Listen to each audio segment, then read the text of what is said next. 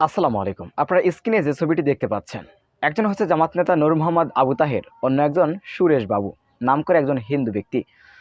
সুপ্রদর্শক, এই সুরেশ বাবু নূর মোহাম্মদ আবু তাহেরের জন্য উপোস রেখেছেন, অর্থাৎ আমরা যেটাকে বলি রোজা। আমরা অনেক সময় মানত করি, অনেক সময় আল্লাহ তাআলার কাছে ওয়াদা করি যে এই কাজটি হলে আমি একটি রোজা রাখবো বা দুটি রোজা রাখবো। ঠিক তেমন জামাত নেতা নূর মোহাম্মদ আবু তাহেরের মুক্তির জন্য এই হিন্দু ব্যক্তি তিনি উপোস ছিলেন। সুপ্রদর্শক, সম্পূর্ণ ঘটনাটি আপনাদের সামনে বর্ণনা করব।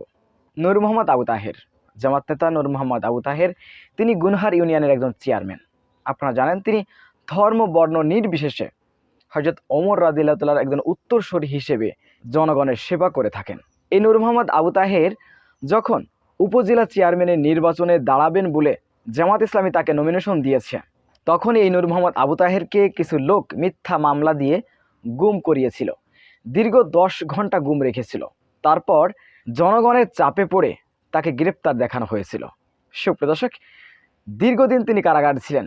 কারামুক্তির জন্য এই হিন্দু লোকটি, এই সুরেশ বাবু, তিনি উপোস ছিলেন। এবং যখন নূর মোহাম্মদ আবু তাহের তাদের একটি ধর্মীয় অনুষ্ঠানে এসেছে, তখন নূর মোহাম্মদ আবু তাহেরের কাছে এসে তিনি বলছেন এবং কাঁদছেন।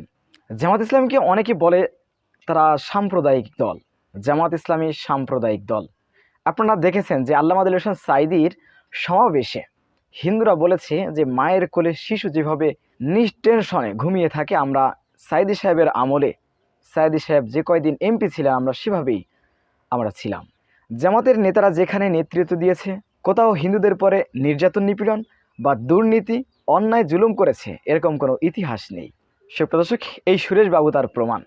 একজন মানুষ মানুষকে কতটা ভালোবাসলে তার মুক্তির জন্য ভিন্ন একজন ধর্মের মানুষ সে উপোস রয়েছে, কতটা ভালোবাসলে এটি করা সম্ভব হয়। নূর মোহাম্মদ আবু তাহেরের বয়স কিন্তু বেশি নয়, 30 থেকে 35 বছর বয়স হবে তার। এত ছোট একজন মানুষ, তিনি তার জনগণের কাছে এতটা জনপ্রিয়। এবং এই নূর মোহাম্মদ আবু তাহেরের যে নিকটতম প্রতিদ্বন্দ্বী ছিলেন একজন আওয়ামী লীগ নেতা, তাকে 12,000 ভোটের ব্যবধানে ঠগিয়েছিলেন। নূর মোহাম্মদ আবু তাহেরের নিকটতম প্রতিদ্বন্দ্বী ছিলেন, তিনি মাত্র 3,000 ভোট পেয়েছেন। সুপ্রিয় দর্শক, এই নূর মোহাম্মদ আবু তাহের এতটাই জনপ্রিয় একজন ব্যক্তি, তিনি যদি উপজেলা নির্বাচন করেন তাহলে তিনি এক চান্সে ইনশাল্লাহ হয়ে যাবেন। আর এই ভয়তেই কিছু দুষ্ট লোক তাকে গুম করিয়েছিল। সুপ্রিয় দর্শক, জামাত নেতার প্রতি একজন হিন্দু মানুষের, হিন্দু ব্যক্তির, হিন্দু জনগণের এত ভালোবাসা আপনারা কীভাবে দেখছেন? অবশ্যই আপনাদের মূল্যবান মন্তব্য কমেন্ট বক্সে জানাবেন। সবসময় সত্য নির্ভর তথ্য পেতে আমাদের চ্যানেলটি সাবস্ক্রাইব করে আমাদের সাথে থাকুন। আসসালামু আলাইকুম রহমতুল্লাহি ওয়া বারাকাতুহু।